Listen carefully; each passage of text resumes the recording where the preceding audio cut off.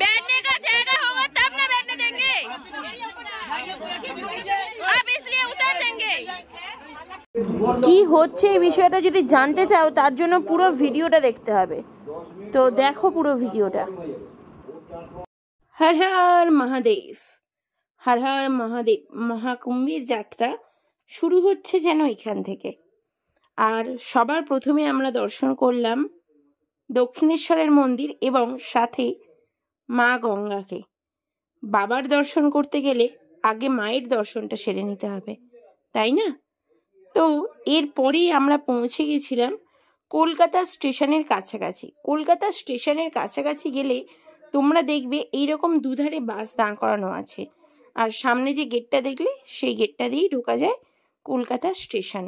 Kolkata station খুবই ফাঁকাফুঁকি একটা station, একদমই নিশ্চুপ, যার আশেপাশে কোনো দোকানও আমি দেখতে পাইনি। আমার দেখা মনে হয় কলকাতার মধ্যে বা হাওড়ার মধ্যে বা আমাদের কাছাকাছির মধ্যে সব থেকে একটা স্টেশন চুপচাপ নিশ্চুপ স্টেশন হলো এই কলকাতা স্টেশন। এতটাই চুপচাপ, স্টেশনে একটা জলের ব্যবস্থা পর্যন্ত নেই, একটা কলের ব্যবস্থা নেই। মানে ভাবতে পারছো কি অবস্থা? আমরা মহাকুম্ভে যাচ্ছি না কোথায় যাচ্ছি জানতে তো পারবি, কিন্তু মহাকুম্ভের ট্রেনেই চাপছি, তাও আবার জেনারেল কামরায়। মানে আমাদের কোনো রকমের টিকিট কিন্তু বুকিং নেই। আর এই ট্রেনটা কি ট্রেন চলো জেনে নাও। রাইট টাইম 11:45 জম্মু তাওয়াই বেরিয়ে যাচ্ছে। Tata bye bye Jammu Tawi. তোমরা কে কে মহাকুম্ভে গেছো অবশ্যই জানাবে। 144 বছর পরে মহাকুম্ভের এই সময় তিথি এসেছে। তোমরা কে কে গেছো? এখান থেকে তো রাইট টাইমে বেরোচ্ছে। এখন প্রশ্ন হচ্ছে জম্মু তাওয়াইয়ে কি রাইট টাইমে পৌঁছবে? কখনোই পৌঁছবে না, কারণ এখন শীতকাল আর আছে কুয়াশা। আর তাছাড়াও এই ট্রেন সবসময় 12 ঘন্টা 6 ঘন্টা করে লেটেই পৌঁছয়। কত বড় ট্রেন! টাটা।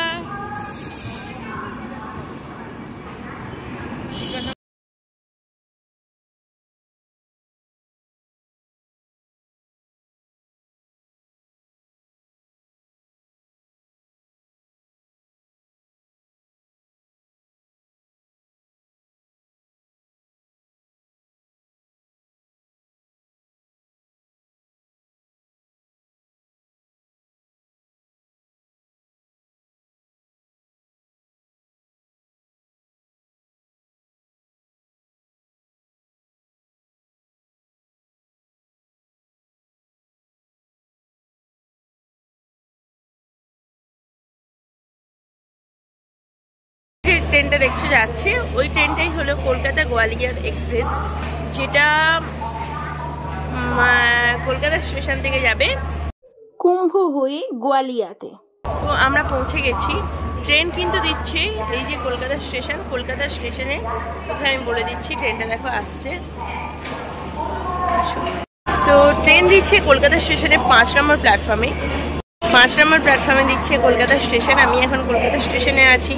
অনেক সময় 3 নম্বরেও দেয়, কিন্তু এখন দিচ্ছে 5 নম্বরে। আর আজকে জার্নিটা অনেকটা হেক্টিক জার্নি হতে চলেছে, চলো সেটা অবশ্যই শেয়ার করবো আর তোমাদেরও দেখাবো। তো দেখো বন্ধুরা, জেনারেল লাইন, ভিড় চলে এসছে অনেক দূর পর্যন্ত।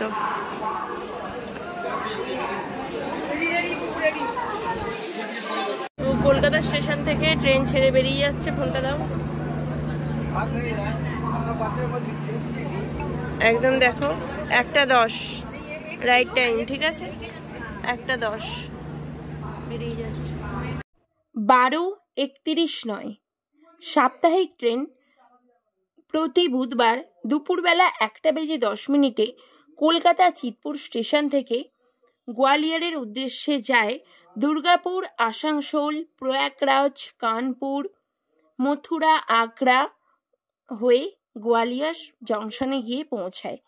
দূরে ওই যে দেখতে পাচ্ছ একটা শিব ঠাকুরের মতন মন্দির, ওটা কিন্তু কোনো মন্দির নয়, ওটা হলো জলের ট্যাঙ্ক।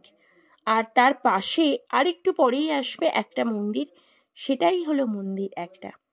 তো আমাদের যাত্রা আজকে যেটা তোমাদের মেনলি দর্শন করাবো সেটা বা দেখাবো বলতে পারো, সেটা হলো জেনারেল কামরায়, জেনারেল বগিতে, জেনারেল টিকিট কেটে মাত্র 360 টাকায় টিকিট কেটে আমরা যাচ্ছি মহাকুম্ভ হয়ে গোয়ালিয়রতে। মানে আজকে আমাদের ট্রেন যাচ্ছে প্রধানত মহাকুম্ভে, তারপর যাচ্ছে গোয়ালিয়রে। জানি না কেন সাউন্ড আসেনি। তো আমরা মহাকুম্ভে মানে প্রয়াগরাজ স্টেশনে পৌঁছাবো রাত্রিবেলা 1:45 নাগাদ। দেখো ট্রেনে কিন্তু যথেষ্ট ভিড় হয়েছিল ঠিকই, আমাদের এখানটাতে ভিড়টা একটুখানি কম এখন তোমরা দেখতে পাচ্ছ অবশ্যই, কিন্তু ধীরে ধীরে ভিড়টা দেখবে কতটা পরিমাণে বাড়ছে। কোনো কারণে সাউন্ড আসেনি। ওই সারাটা দিন বসে বসে যাওয়া যে কতটা কষ্টকর সেটা একমাত্র যে ফিল করেছে সেই ছাড়া কেউ বুঝতে পারবে না। আমার জায়গায় আমি বুঝতে পারছি। এখন বাজে 3:52। তোমাদেরকে সেই মুহূর্তে আমি কি বলছিলাম আমার মনে নেই। কেন যে সাউন্ড আসেনি সেটাও আমি জানি না। যে কোনো কারণেই সাউন্ড আসেনি, যান্ত্রিক গোলযোগ তো হতেই পারে। যতই হোক ইলেকট্রনিক জিনিস বস। আর সেই সময় তো আমার মাইকও ছিল না, হয়তো কিছু পড়লেও তোমরা শুনতে পেতে না আমার কথা। অনেক ঘুমানোর চেষ্টা করেছি কিন্তু বসে বসে ঘুমোতে পারিনি, অনেক ক্লান্তি লেগেছে, অনেকটা ক্লান্ত ছিলাম। ভাবলাম মহাকুম্ভে তো যেতেই হবে, যতই হোক মানুষ তো অভ্যাসের দাস, মানুষ তো মানুষকে যা বলে সেই সব কিছুরই দাস, বশবর্তী। দেখো আমরা বলতে বলতে পৌঁছে গেছি আসানসোল জংশনে। আসানসোল জংশন থেকেই কিন্তু ভিড়টা শুরু হয়। ট্রেনে প্রচুর লোক ওঠে। এই জেনারেল কামরায় কিন্তু কোনো রকমের টিটি ওঠে না, টিটি ওঠার কোনো জায়গা থাকে না। আর ওই যে দেখছো ট্রেনটা, ওই ট্রেনে যাচ্ছে আমাদের কামান, মানে আমাদের সৈনিকদের সাহায্যার্থে যা যা কিছু লাগে সমস্ত কিছু।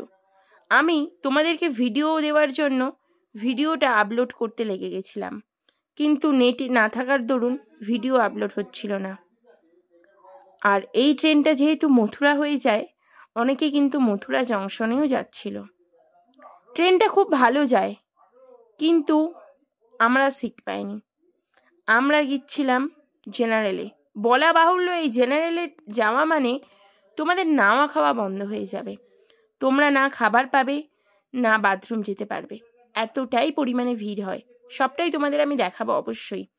আর বাথরুম নোংরাও থাকে প্রচণ্ড পরিমাণে। তোমরা দেখতেই পাচ্ছ ট্রেন ভাবটা কালকে ছেড়ে দেবো, সামনে ওখানে আছে। আর ওই যে সূর্য দেবতা, ফোনের জন্য কোনো ক্যাপও আনা হয়নি, কিছুই আনা হয়নি, হঠাৎ করে বেরোনো হয়েছে।